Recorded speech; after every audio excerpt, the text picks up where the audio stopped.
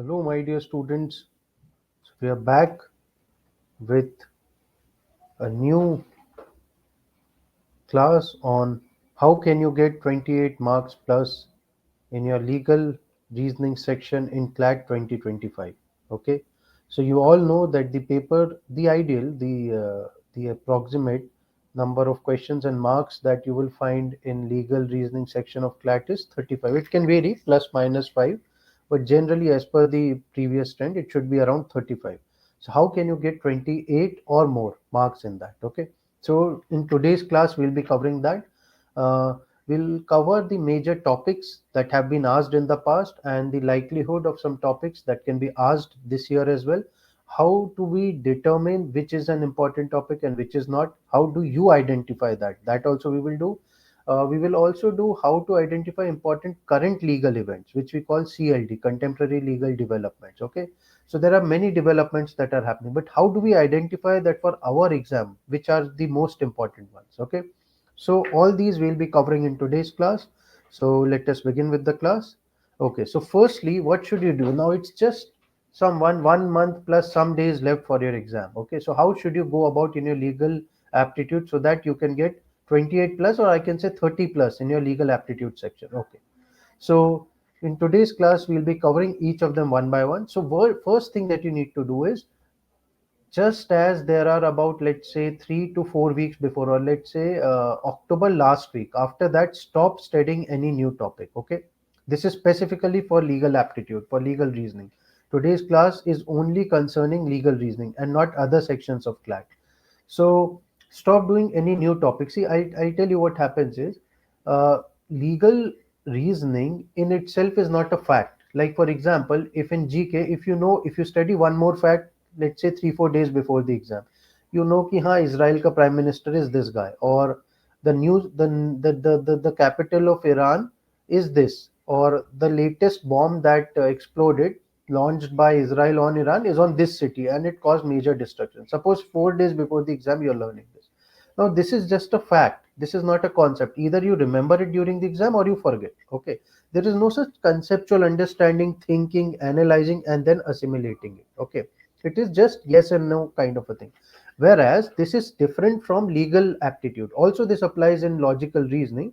But since our class is limited to legal reasoning, we limit our discussion to there. Legal reasoning may, because we don't have any fact kind of a situation. We don't have fact questions. Suppose the questions were like, or there was at least some questions which were like, what does Article 21 cover? What does Article 14 cover? Or according to section this 154 of CRPC, what does it entail? So if you learn one more fact, then it wouldn't have been a problem. However, our pattern is not such. Our pattern is a analysis, analytical reasoning, legal reasoning kind of a thing. You will be given a passage, you need to apply that to the facts and come to an answer. Now in such a situation, if you start studying at the end of the exam, what will happen? All that information that you have gathered before the exam, now suppose this is your exam. Okay, this is your prior big information that you have. Now as soon as you come near the exam and you add this into your this previous knowledge, what happens? Because this is just before the exam, there is anxiety, there is stress, there are other subjects to cover, then everyone is asking when is the exam, you have to go to the exam center. So mentally we are not in a very relaxed state of mind. Then if you study new topic, there is a very high probability that it will interfere with your already learned knowledge and it can disrupt it. For example, you have studied that there is a concept known as private defense under law of torts. It is one of the defenses that you can use if in case of a tort. Now you have studied criminal law. Now all of a sudden you start studying private defense in criminal law. Okay, as a new knowledge, you haven't learned it before. Now what will happen? Your subconscious mind will conflict and confuse it with private defense under torts. Okay, and whatever you have learned, you may spoil that learning with the new learning. Okay, this is the difference between a new fact, like a GK kind of a thing where it's just factual, and an analytical understanding. So one thing that I would advise all students is, at least 1 month before the exam, or if it's not 1 month, if you're about to cover the, let's say, 3 weeks before the exam, stop studying any new legal concept. Brush up the old concepts. And if you haven't brushed up, or if you have missed out a few concepts, now it is the time. I'll cover all the important static concepts that are relevant for CLAT, and I'll also cover the current ones, which I call contemporary legal developments. Okay, so what are the portions in the static? So as you must be aware now, see, understand that when you guys will go in national law colleges, it's a 5 year study, and after 5 years also you will be studying a lot. Okay, so even after 5 years, when you would have studied around 50 subjects, 50 different like torts, contracts, like this, there would be 50 different subjects that you would have studied. Even after that, you cannot say for sure that I know the entire law. You understand? Then you need to specialize, just like a doctor. So, if you cannot study the entire law in 5 years of your national law school study, when you are exclusively devoted to law and no other subjects like GK or English or any other subject, is it possible for us to complete the entire legal syllabus in just 1 year? It is impossible. When you also have GK, English, logical, and your school studies going simultaneously hand on hand. You understand? And then the pressure whether we'll crack or not. So it is impossible. So how do we deduce which are the important topics? We deduce it from the past papers. So in the past papers, there is a trend that the CLAT authorities have been following, and we have gathered all those important topics which have been asked in the static portion. So you can roughly classify them into five broad heads. One is your tort, second is your contracts, then is your constitution, then is your criminal law, and fifth is your miscellaneous. This is your static portion. And in the current portion, we have CLD, which is contemporary legal development. So we will study each of them in the respective slides. Okay. So under torts, which are the most important topics, under contracts, which are the most important topics. Now it is not that these are the only static portion. There are thousands, not thousands, hundreds other topics like jurisprudence, income tax act, environmental law, so many laws. But why don't we study them? Because CLAT के past pattern में there isn't a trend. Okay, and the likelihood of being asked is also less. Now remember, when we say likelihood, there is no surety. See, in any competitive exam, there is never surety of any questions being asked. The only two people who know for sure that this question is will be asked is first the examiner, the one who has made the paper, because he'll know I made the paper, this will be asked in the exam. And the second is if there is a leak, the person who has leaked the paper and who has got the paper, he will know कि हाँ, this is the. Otherwise, before the exam, no one can say for sure, no coaching institute, no individual can claim with 100% accuracy that this question will be asked and this will not be asked. No one can say. We all go by the test of probability which is reflected in the past papers. So mentally, one advice I would like to give you is be prepared that when the 35 questions will be asked, there will be at least 5 to 10 questions which will be entirely new. You would have never covered them in any class, not heard of them, but the probability is that at least there will be some questions, and the remaining 25 to 30 will be ones which now I'm talking about a diligent student who has studied for 1+ year, okay, for CLAT. For such student, 25 to 30 questions will be such that you will be like, yeah, I've studied, I've heard, or I've studied it in LST mocks, I've heard it in the class, or I've read it somewhere else, maybe YouTube channel, yeah, in the LST modules, yeah, while discussing with friends. I know about it. Okay, you will be familiar with it. So at the back of your mind, this clarity must be there. Okay, so even with the topper, the person who's getting the maximum marks, let's say this year's topper is scoring 105, even that guy is not getting 15 marks. 120 is your paper, so even that guy is making at least 10, 12 mistakes. You understand? So it is impossible for anyone to be absolutely correct. No one can get 35 in legal reasoning. Don't aim for that. Aim for 30 plus, maybe 32, 33. If the paper is easy, maybe 34 or 29, 30. This is a decent score. Maybe you can cover up in other section. So it also varies. If the paper is easy, then of course the legal general, every student who's scoring will go up. So a student who's scoring 25, if it's easy, may score 35. A student who's scoring 28 or 30 may score 33, 34. So varies. If the paper is difficult, a student who was scoring 25 may score 22 like that, or 20, and a student who was scoring 32, 33 may score 28 or 26 like that. So it is all a relative paper. So never be sure ki, haan, this much should be the aim. But depending upon past papers, the likelihood is that around 30, if you are scoring, you will get into one of the best national law colleges in legal aptitude. And of course, provided you also score simultaneously in other sections, because it is the entire cumulative score that is taken into account. Okay, so this was the background that I wanted to make clear to you guys. Okay, now let us proceed to the important static topics. Okay, so we will cover each of them one by one. What are the important topics under each of them, and then we'll come to CLD and conclude our class for today. Okay, so if there are any doubts, you can ask in the comment section. Okay, I'll be happy to reply to that. So first, let us begin with the class on torts. Okay, so what are the important torts? So there are four important torts you must have studied. Okay, first is nuisance, then there is negligence, then trespass, then defamation, and some jurists also classify malicious prosecution as also one of the torts. Okay, so you need to be very familiar with the five basic kinds of torts. Now, torts also, when you go to National Law College, you will study it for 6 months, one semester. Okay, so that much study we won't do. We'll only study the important topics, and that too, the super important ones is what is being reflected in today's class in front of your screen. अब nuisance है. Now nuisance, you know what nuisance is. So nuisance के बाद what are the defenses to it? Now there are three specific defenses which apply only in the case of nuisance. General defenses in case of torts are eight. These eight apply to all five kinds of tort. Okay, all four torts. But there are specific defenses also. Just say nuisance ka there are three specific. So you must be clear now. Don't mug them up. Don't cram up. I'll write it down. Don't mug up. Why? Because everything will be right in front of your paper. They'll right in front of you. Okay. Everything will be good. You just need to understand. Don't mug up what is nuisance, what is the definition, as if we are doing a subjective paper that you do in boards. There it is required. You need to mug up because you have to write. Here, no need to write. It is not a subjective paper. It is objective paper. You need to mark. Okay, A, B, C, D. A is correct. B is correct. A is correct. C is correct. D, A, like that. So don't mug up, but understand the concept. What is nuisance? What is negligence? What are the defenses? The defenses that are specific to nuisance, do they apply in negligence? This conceptual clarity must be there. Similarly, negligence. So negligence, what are the three essentials without which no case of negligence can lie? Duty of care, breach of. Okay, study those. Then trespass. So trespass, is it only property?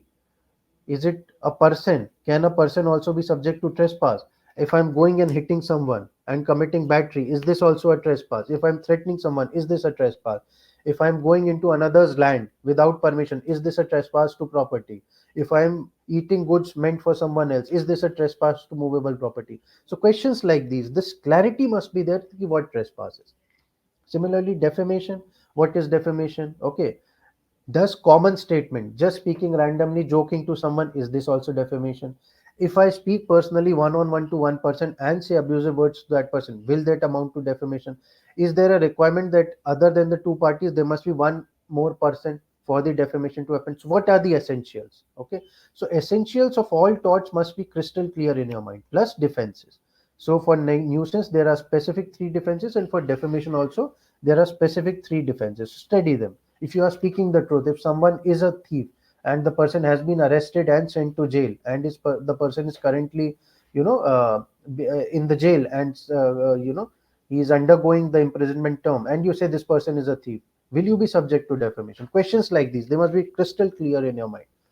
Okay, and then malicious prosecution. What is now malicious prosecution? Generally, CLAT they haven't asked. Okay, very less number of times they used to ask before 2019 pattern. Now they have abolished it entirely.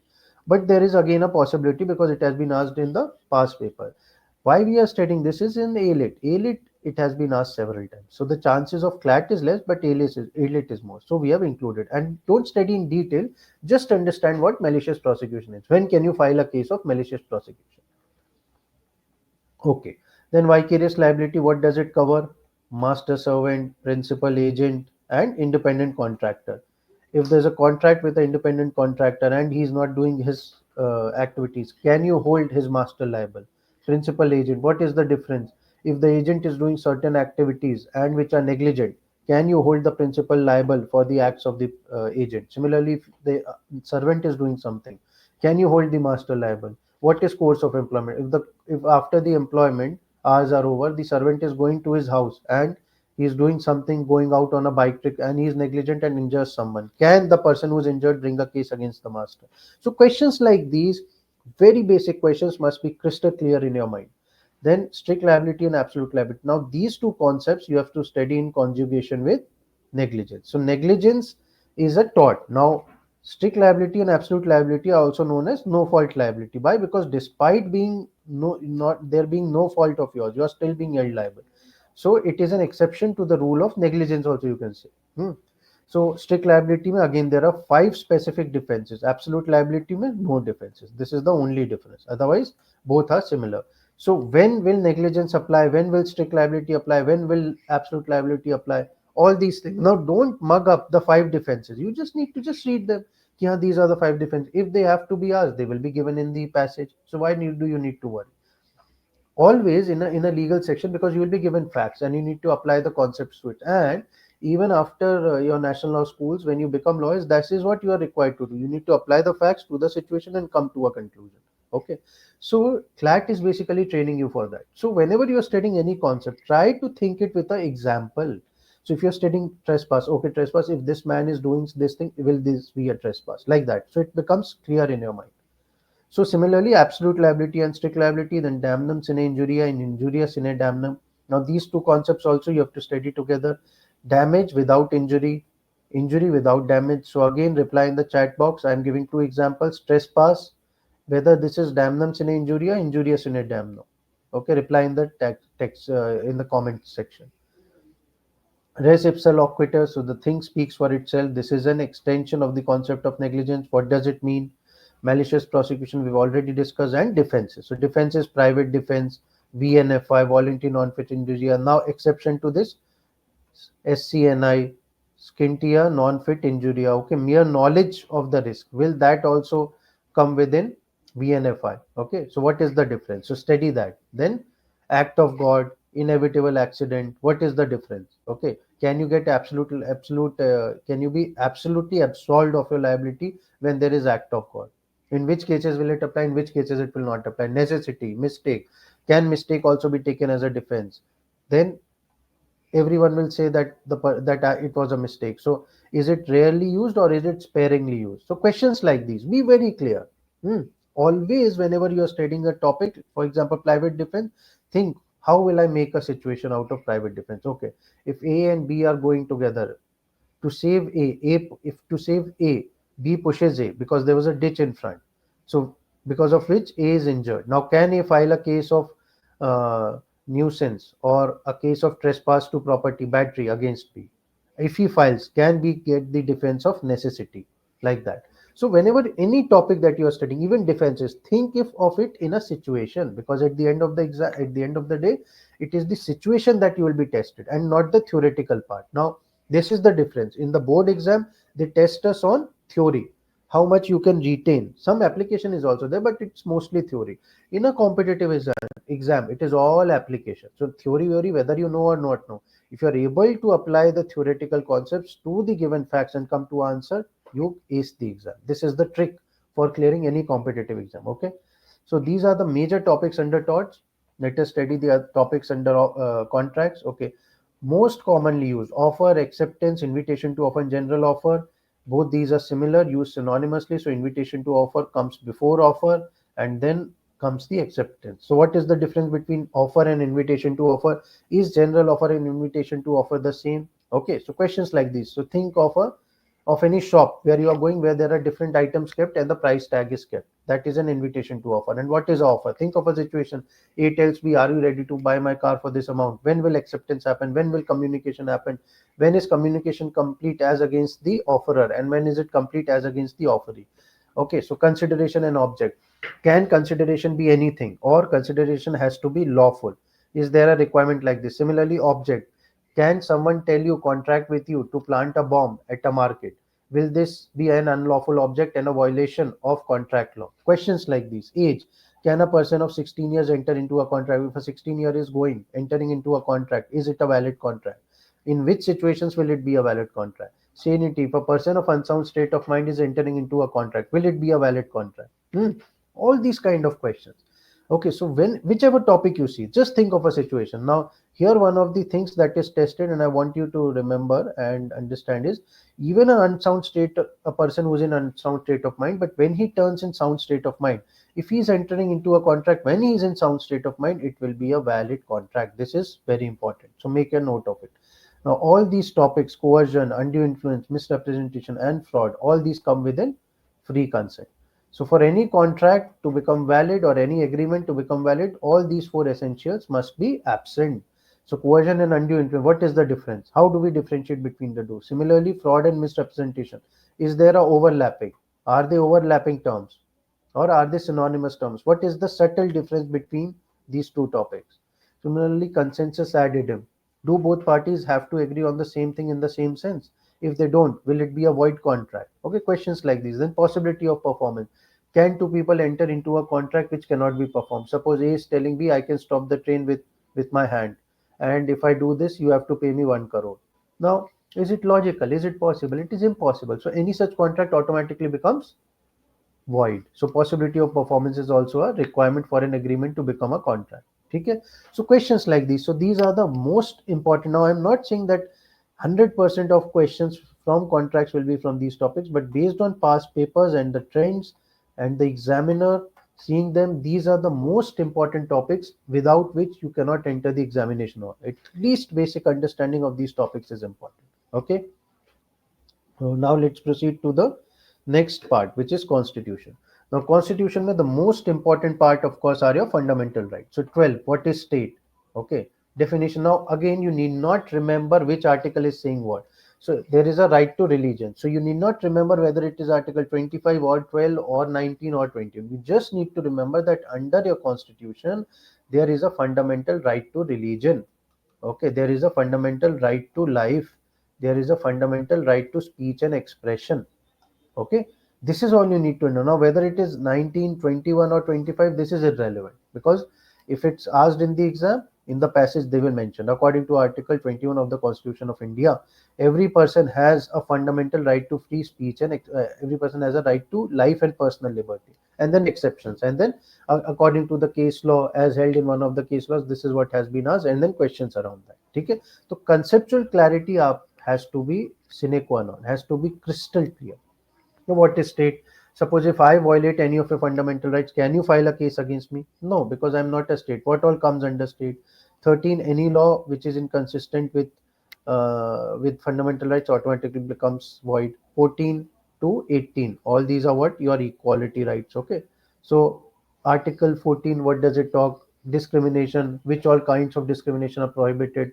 Okay, then can there be discrimination in unemployment? Is reservation a form of discrimination and a violation of Article 14? Then, if it is not, then what is positive discrimination? How do we justify that? All these terms and concepts you must have studied under Article 16 and 14 read together. Then 17 and 18, not much asked in CLAT. Mostly questions are asked around 14, 15 and 16. Then 19, most one of the most important article, which gives you fundamental right to speech and expression. So, okay, so this is not absolute. This can be culled, and the grounds on which this can be stopped or reasonable restrictions which can be put on this right are also mentioned in the article. So, which are those points? National security. So, CLAT में क्या होगा? They will give you Article 19. Then second passage. These are the limitations over Article 19, and then facts, where one person is doing something, whether this will fall under the exception or whether this is a right. So you need to decide. If it's an exception, then state can stop that right. If it is not, then state cannot stop. Answer. This is what they do in constitution. Similarly, 20 ex post facto laws, then your double jeopardy. Okay, what are these concepts? So brush up all these concepts. 21, can your life be taken? Okay, can it be taken by procedure established by law? Then 22, right against preventive detention and arrest. So if you are arrested, what all rights you get? Can you consult a lawyer? 23 and 24 are human trafficking and exploitation. Then 25 to 28, right to religion. You can administer, you have the right to practice whichever religion you want. You can also become an atheist. You can leave a religion. This is also one of the rights under Article 25 and other articles of the Constitution. Okay. Then 29 and 30. So reply in the chat box. 29 and 30. These are minority rights. So are these when we say minority, do we mean linguistic minority or cultural minority or religious minority? Please reply in the comment section below. Then 32. If any of your fundamental right is violated, you can directly approach the Supreme Court. 368, amendment power. Our constitution is neither rigid nor flexible.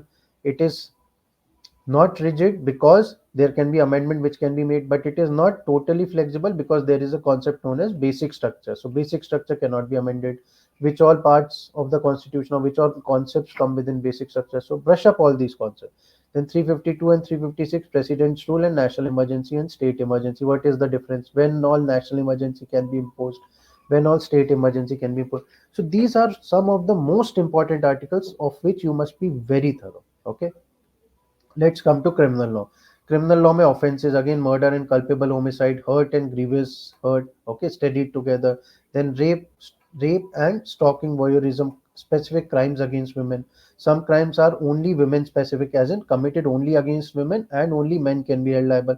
Which are those crimes? Now, terrorism has been recently added in the Bharatiya Nyaya Sanhita. So you need to remember that IPC, which was the Indian Penal Code, has been replaced by BNS, which is the Bharatiya Nyaya Sanhita.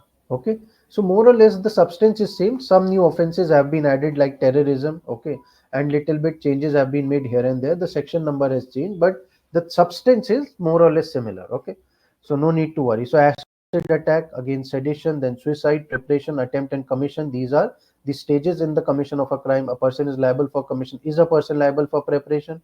If he hasn't committed a crime, just preparing to murder someone, can police arrest for this? Concepts around the mens rea and actus rea. If I'm thinking about murdering someone, am I liable? If I'm going and murdering someone without intending to murder that person, am I liable for murder? Okay, questions around it. Then joint liability. So defenses. Now private defense, if someone is coming to murder you or rob your house, then can you throw a brick, or can you, to protect yourself, can you push that person away? So can private defense be used? Then intoxication, if you are intoxicated and you do certain crime, can you get it as a defense? So all these are most important topics under criminal law. Let us come to the miscellaneous areas. So marriage. Now miscellaneous may, what are the important topics? Now these are everything under the sun basically, because anything that is not falling under any of the four topics will come under miscellaneous. So miscellaneous may also, what we have noticed that under family law there have been not exactly a perfect pattern, but abruptly they have been asking. 1 year they'll ask, then again 2 years they won't ask, then again they may ask, then again 1 year. So abrupt pattern is there. Then under international law, some questions have been found. Then IPR also, copyrights, patents, many questions have been asked. Okay, so marriage may, when does a marriage come into force? What are the grounds of divorce? Cruelty is one ground, domestic violence is one ground, irretrievable breakdown of marriage is another, adultery is also a ground of divorce. If the person is dead, the partner or renounced, then also it is a valid ground for divorce. Okay, so cruelty, is it only physical or does it include mental, emotional, and verbal? Okay, then copyright and patent. Suppose you made a wonderful presentation on YouTube, or you made a very good presentation on YouTube and someone copies it, then is it a copyright infringement? Patent, you made a very beautiful design of a car, someone copies it, is it a violation of patent? Environmental law, what is the principle of polluters pay? What does it mean? Okay, so these questions are environmental law. What is the concept of sustainable development? Absolute liability. Now this absolute liability is the torts wala. Okay, this is included here also because it was in one of the environmental cases, which was the MC Mehta versus Union of India cases, where the concept of absolute liability was evolved by the Indian courts. Okay, then under contemporary legal developments is your past. Now if you are very thorough with your syllabus, okay, what I would say is 12 months before the exam ka is what is asked in CLD. But if you are short of time and if you have to choose between one, then at least study the past 6 months ka CLD. Now, how do you study that? That is the root method that I'll explain right now, and then we'll wind up the class. See, suppose you are aware that SC/ST discrimination bill, this is being debated in the parliament. Okay, discrimination bill. Now there is a discussion around this bill, if it is rejected or whatever. Now this is coming in the newspaper. So this is a major legal development that is happening. Directly in the exam, they will not ask, according to the SC/ST discrimination bill, so and so thing happened. Which are the relevant topics around this bill? Article 14, equality, because if you are giving reservation, it's a violation of equality. Article 16, how giving reservation or positive discrimination is not a violation of equality. And Article 15, because Article 15 says there will be no discrimination based on race, religion, caste, but we are giving a discrimination by giving certain advantage to certain people. They will mention Article 15, 14, 16, and then fact situation. Such a thing happened. Now remember, it is not that out of the blue have they have brought in these articles. They have brought it because for a very long period of time, 1 month, this bill was being discussed and debated, and in the newspapers every day we were finding it, different opinions that were coming. You understand? So this is the root method. See the major topic that has happened, see the relevant questions that can be asked around that topic, and try to learn from them. Okay. So with this, we wind up the class. We have studied all the major static portions that you need to remember, and also how the root method, how do you need to study CLD, and the time period for which CLD is important. I hope with this class, you all will score above 30 and get the best National Law College. And that's it. Okay. So thank you guys. If there are any queries, you can always ask in the comment section. We'll meet next uh, in the next class that we will have. I wish you all the best for your exam. Bye bye. Take care.